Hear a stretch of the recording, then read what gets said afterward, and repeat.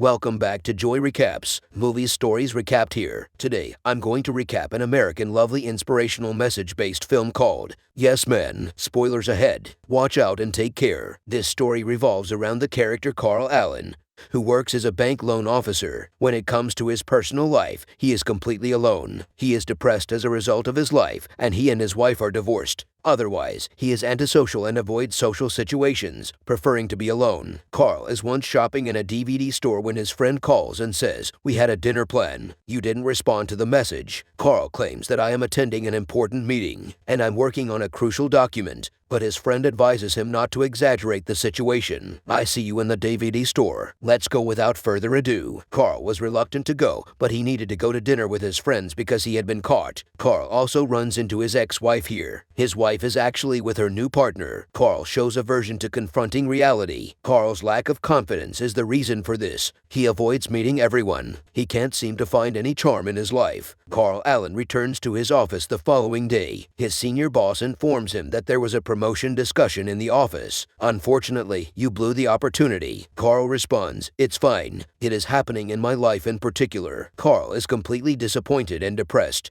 and such occurrences were common in his life. In the event of a loan, some random people meet Carl in the office. Their few documents have gone missing. Loan could be allowed because Carl has a soft spot for them. Carl responds, "No, your documents have gone missing." Otherwise, he does not answer his relative's phone call voluntarily because he refuses to speak with anyone. Carl's old friend meets him for lunch and says, "I am glad to see you as the officer of this bank until now." Carl then inquires, "What are you doing?" The friend responds, "I am on tour all over the world because I am a yes man." He shows him a brochure and informs him that the seminar will be held. "You should go there." He also says, "I know you're dissatisfied with your life and job. Take this stone and smash the glass on the bank's door." Carl, however, says no. "It's impossible for me," because Carl's life had become accustomed to saying no. His friend then requests that he ask the same question. Carl inquires, "Do you want to break the bank's door glass?" That friend laughs and says, "Yes," and he manages to avoid breaking the door glass. While running, he asks Carl to attend a seminar advertised in a given brochure. "Have fun with your life. Enjoy your life. You only have one life." Carl's most frequently used word when discussing his life is no, that he says no to everything. So he rejected the loan, told a lie to his friends,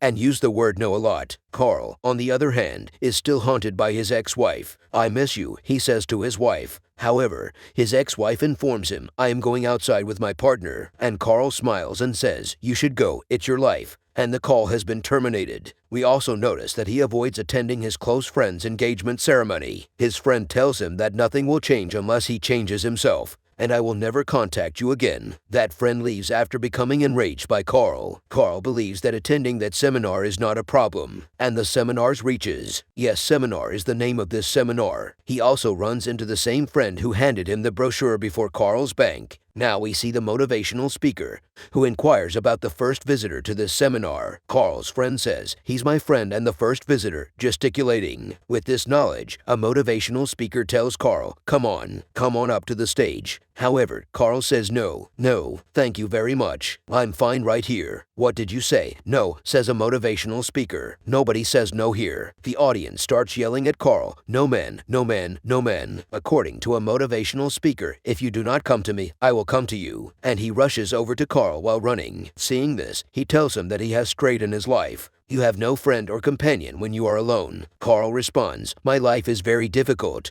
You have no idea about the situation I've been in." Motivational speaker swears to say yes rather than no in every opportunity and matter in his life. Carl is unable to speak because he is under pressure here, and he predicts that I will say yes, and he says yes in front of everyone. A man approaches Carl after the seminar and requests a car lift. "Can you drop me off somewhere?" he asks. Carl is about to say no, but his friend says, "Coming there, Carl will drop you off." Carl is asked to say yes. Carl, compelled, says yes. While traveling, that man inquires, "Do you have a cell phone? May I make use of it?" "Yes," says Cal as well, and he begins a lengthy conversation on the phone. His turn will come in due course. He inquires, "Do you have any money?" Carl is ready to say no. Carl says, "Okay," while keeping that seminal in mind. "I'll give you some money." It means he agrees. In addition, he gives him all of his money. Carl departs for his house after dropping that man. On the way, his car breaks down. He doesn't have any money because he gave it to that man, nor does he have a charged cell phone. Because he was talking on his phone for so long,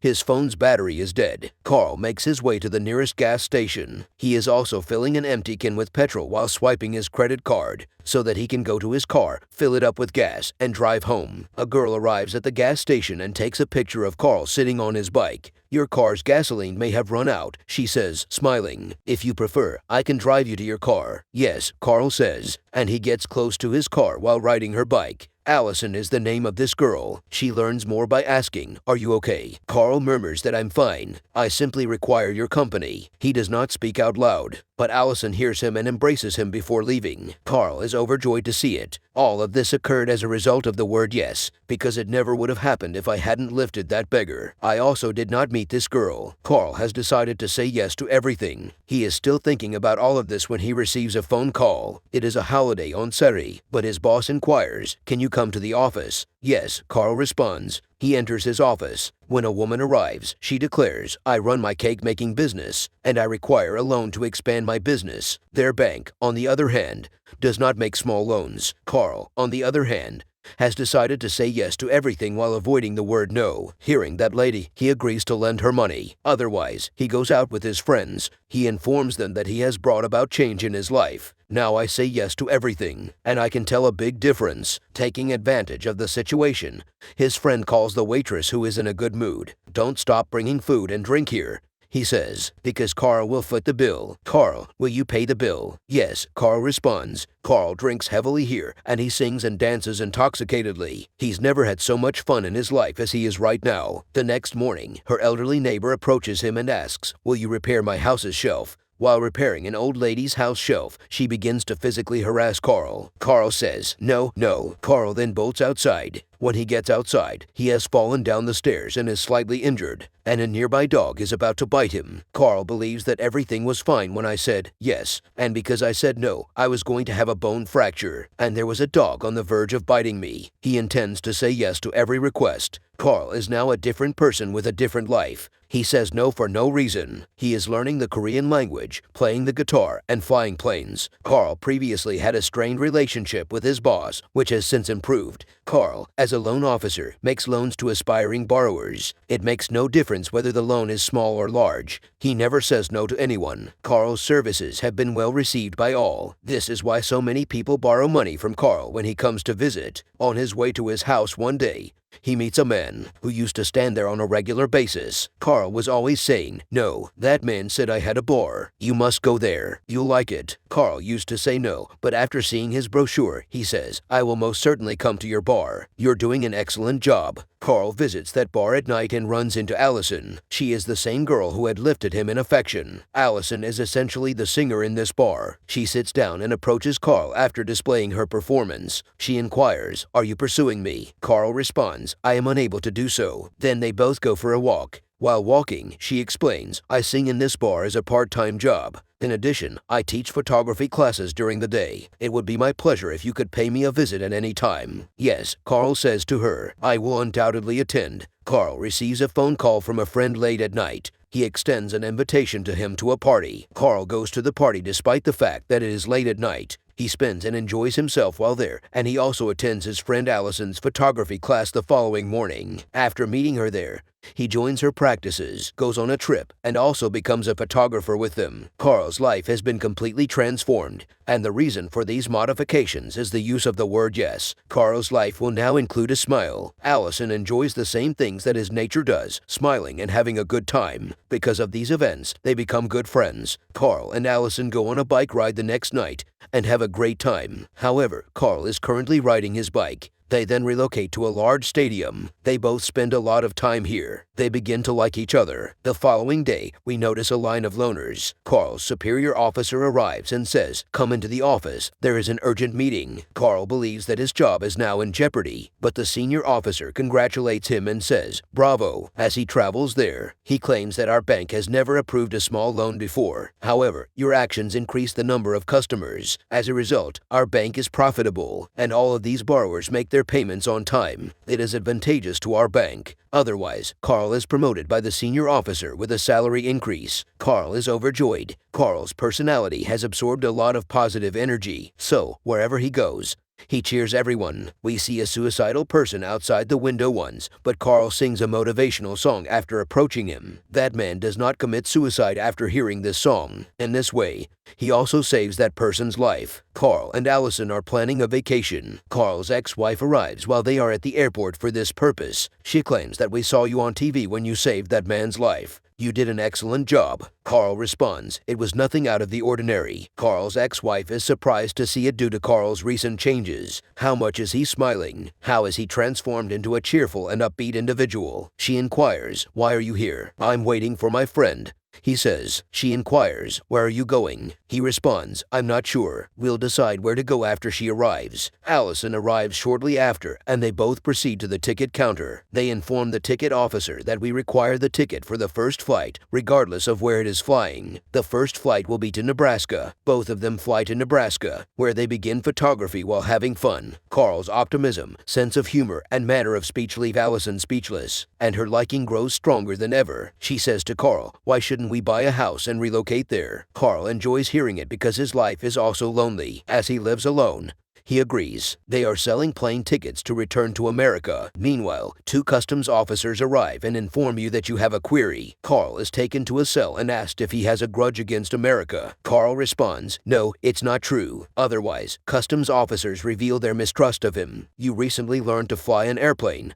They say, you learn Korean and are possibly loaned to a fertilizer company for bomb making. There is nothing like it, according to Carl. Officers claim that your marriage lasted less than 6 months. These inquiries were based on their investigation. Allison, on the other hand, has her doubts about marriage, because Allison was unaware Carl was married and later divorced. Carl had never brought it up. Actually, customs officers suspect Carl of being a terrorist, because flying a plane and learning a language are typically not undertaken by the average person, particularly one who has never participated in any activity. But Carl tells them that I was doing it to say yes, and my life is changing. Otherwise, he says, I'd like to speak with my attorney. Meanwhile, a lawyer friend alerts him to the seminar. Because of that seminar, my friend says yes to everything. As a result, his life has a bright future. So he did all of these things. Then Allison believes that every yes she says is solely because of that seminar, and he really doesn't want to say yes, but he reluctantly said yes for me. This was the reason for his leisure trip with her. In addition, he said yes to living with her. Carl, she believes, has been lying to her up until now. She storms out, enraged, and Allison's departure depresses him even more. He misses her every time he calls, but she never answers. He tries to meet her in the bar, but she is unable to do so. Carl is abandoned once more. Carl's ex-wife calls her one day and says, come to meet me. There is something unique to say. Carl visits his ex-wife,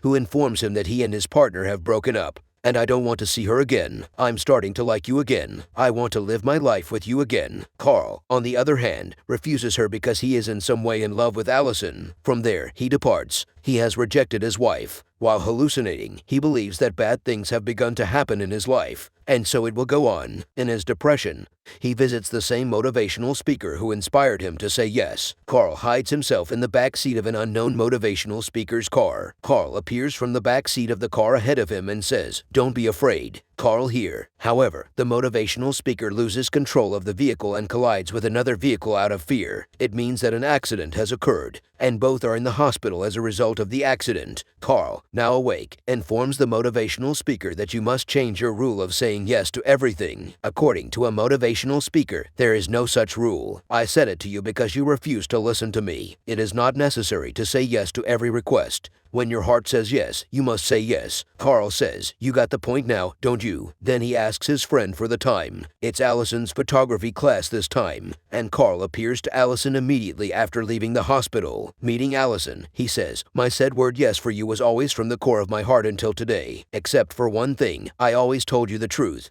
When you asked if we could live in Nebraska together, I said yes without thinking, because I was a little confused at the time. These are the big decisions in life that necessitate some deliberation on our part. I had lied by saying yes, but the rest of the words yes were true. Allison asks, how will I know which yes is founded on truth and which is founded on lies? Changing the subject, Carl says, how could I meet you if I don't start saying yes? And even if I didn't say it and just met you, you wouldn't have liked me the way I was before. Nobody used to like me. You live your life and do whatever you want. but it's also true that I have a lot of affection for you. I will brighten your day. Allison, 2, smiles, confident in Carl. Carl, she is certain, is saying yes in reality. He has begun to fall in love with her. Both embrace each other, and the film concludes happily.